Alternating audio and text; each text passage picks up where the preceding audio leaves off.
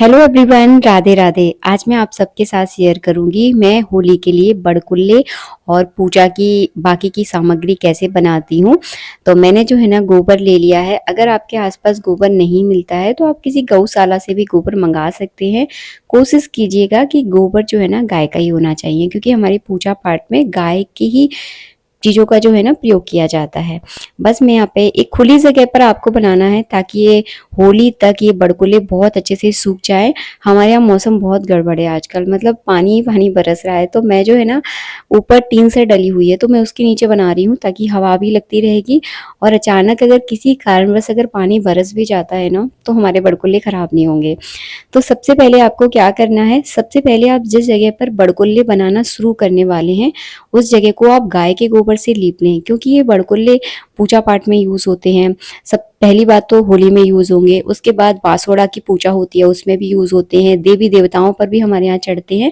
तो सबसे पहले मैं 5 के सगुन के जो है ना 5 बड़कुल्ले बनाती हूँ और इस तरह से उस जगह को लीप लेती हूँ। और जिस जगह को मैंने लीपा है ना इसी जगह पर मैं 5, 7, 11 आप बड़कुल्ले बनाएं। तो यहाँ पे जो है ना एकदम चौकोर आपको लीपना है। जब भी आप कोई चौक वगैरह लीपें तो उसको एकदम चौकोर लीपना है, टेढ़ा बेढ़ा नहीं लीपना है। तो सबसे पहले हम छोटे छोटे से बड़कुल्ले बनाएंगे और बीच में जो है ना उंगलियों से इस तरह से छेद कर देंगे। और हाँ, मैं आपको एक बात बताऊं, डायरेक्ट आप जमीन पर रख के ना बनाएं। वो इसीलिए नहीं बनाना है क्योंकि जब आप जमीन पर रखकर एकदम बनाओगे ना तो ये गोबर जो है ना जमीन से चिपक जाएगा और फिर आपको बड़कुल्ले छुटाने में बहुत दिक्कत होगी। अगर आपकी एकदम चिकनी छत है ना तो कोई दिक्कत नहीं होने वाली। अगर हमारे जैसी है ना, जैसे ये थोड़ी खद्दरी है तो इसमें जो है ना गोबर चिपक जाता है, आधा बड़कुल्ला नीचे रह जाता है और आधा बड़कुल्ला ऊपर आ जाता है। तो इस बात का ध्यान रखिए, हाथ से बनाइएगा और हाथ से इसमें अच्छे से छेद करके फिर इसको जमीन में आपको रखना है।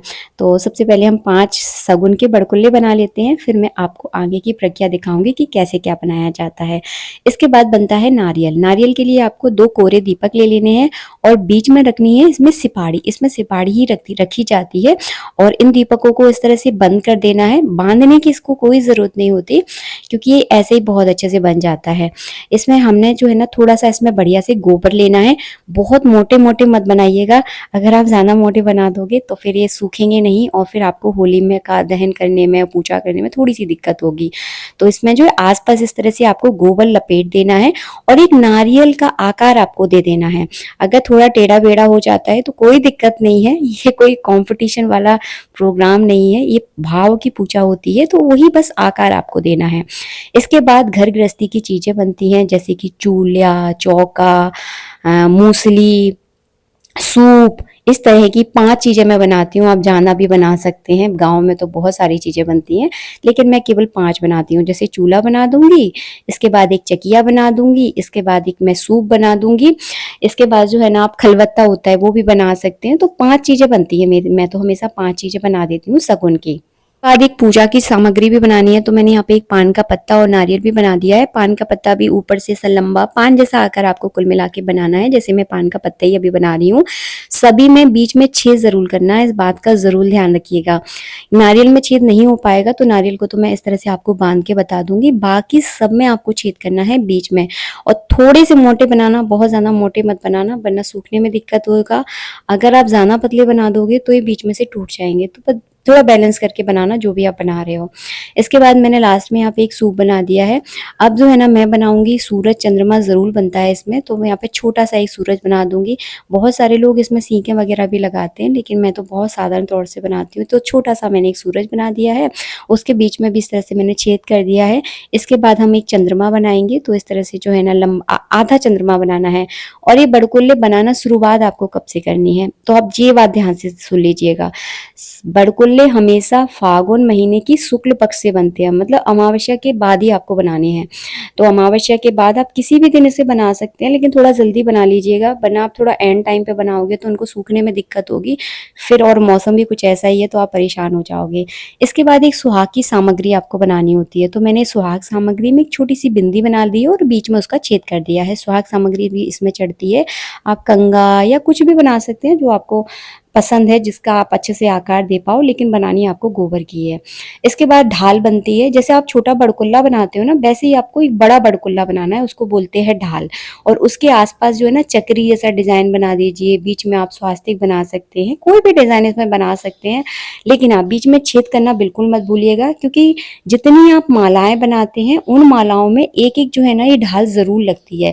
तो मैं ना 5 माला बनाती हूँ, तो 5 जो है ना इस तरह की मैं बड़ी-बड़ी ढाल बना दूँगी, तो एक-एक माला में जो है ना ये ढाल लग जाएगी। आप जितनी माला बनाते हो उतनी आप ढाल बना लीजिएगा। तो यहाँ पे देखिए मैंने 3 ढाल बना ली है, अब चौथी फटाफट मैं बना लूँ।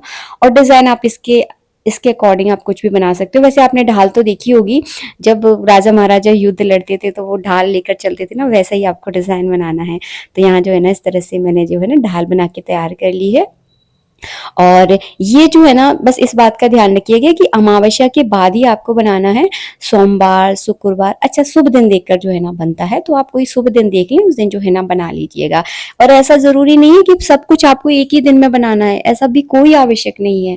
देखिए कई बार होता है कि गोबर हमें थोड़ा-सा ही मिल पाता है, तो आप थोड़ा-थोड़ा करके भी बना सकते हैं। तो मैं ऐसे ही करती हूँ। जैसे कि बड़कुले थोड़े ज़्यादा बनते हैं, क्योंकि बहुत सारी पूजाओं में हमें यूज़ करने होते हैं। सबसे पहले तो होली में यूज़ होंगे, कच्ची होली पर चढ़ेंगे, उसके बाद बासोड़ा में यूज़ होते हैं, देवी देवताओं पर भी चढ़ते हैं।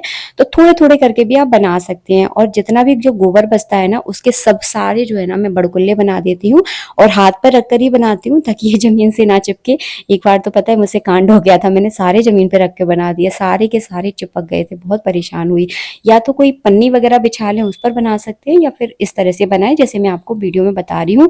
और ये हल्के सूख जाए ना तो इनको पलट दीजिएगा, फिर ये नहीं चिपकेंगे। तो धीरे-धीरे जो है ना चीज़ें सीख जाते हैं, इसलिए मैं आपको बता रही हूँ, ताकि मेरे साथ जो हुआ है ना वो आपके साथ ना हो। तो थोड़े से ये सूखे ना तो इनको पलट देना, तो ये दोनों तरफ से अच्छे से सूख जाएँगे, और फिर आप अपनी होली की पूजा बहुत अच्छे से कर पाओगे।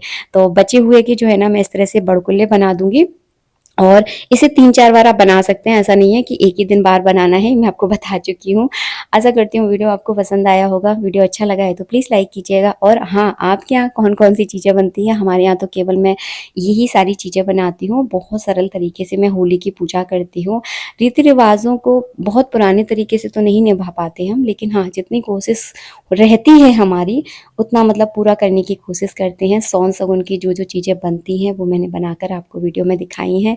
मिलेंगे नेक्स्ट वीडियो में। वीडियो अच्छा लगा हो तो प्लीज़ एक लाइक कीजिएगा। जय श्री राधे मित्रों, राधे राधे।